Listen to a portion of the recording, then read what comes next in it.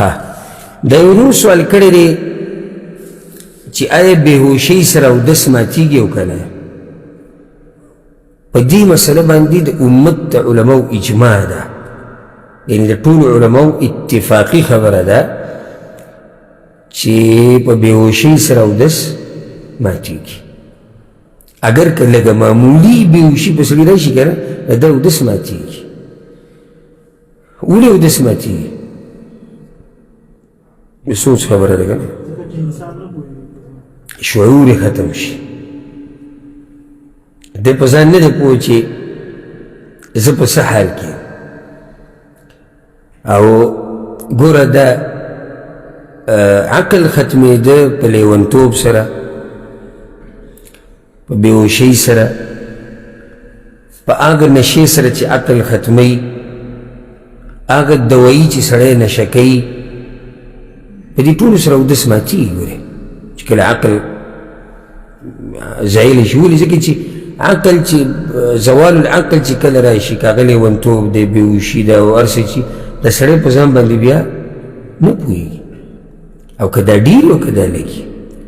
امام عبدالمنذر رحمه الله وی د علماو اجماع ده په دې باندې چې څوک بېهوشه شي نو دی به لازم بیا اودس کړي ځکه چې اودس یې مات شو یو سړی دی اوده شو خوب هم دوه قسم یو خو هغه خوب دی چې دی د خوشه د حالاتو نه خبرېږي نو دې کې اودس نه ماتېږي هسې جټکه وټکه ووایي کې اودس نه ماتېږي یو هغه خوب دی چې دی پکې جوور ورشي اودس یې ماتېږي که نه داسې ښه ماګې څوک وګورو چې نه ماتېږي چې جوور اوده شو اودس یې که په ناسته اوده دی که په ولاړ اوده دی که په ملاسته ځکه چې بعض علما پکې دا فرق کوي وایي د ولاړې هغه نه ماتېږي او د ناستې هغه نه ماتېږي او د ملاستې هغه ماتېږي داسې کمزورې خبرې دي صحیح خبره دا دی چې خوب هغه جوور خوب چې د خوا شاته ته څه پته نه لګي دې سره اودس ماتېږي که دا ته ولاړې او که ناستې که پروت او که هر څه اوس دا اوده چې دی ده ته چې ته اواز وکړي دی راپاسي که دی راپاسي یو سړی چې اوده وي په اواز راپاسي که نه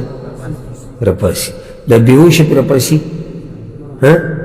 نه راپاسي نو چې د هغه اودس مات شو د خوب د لاسه د ده دا څنګه ماتېږي د بېهوشۍ د لاسه او دی د هغه نه زیات جوړته لري هغه لا بیا هم یعنې چې تی راپاسې هغه راپاسي او دا چې کوم بېهوشه شوی دی دی خو راپاسي نه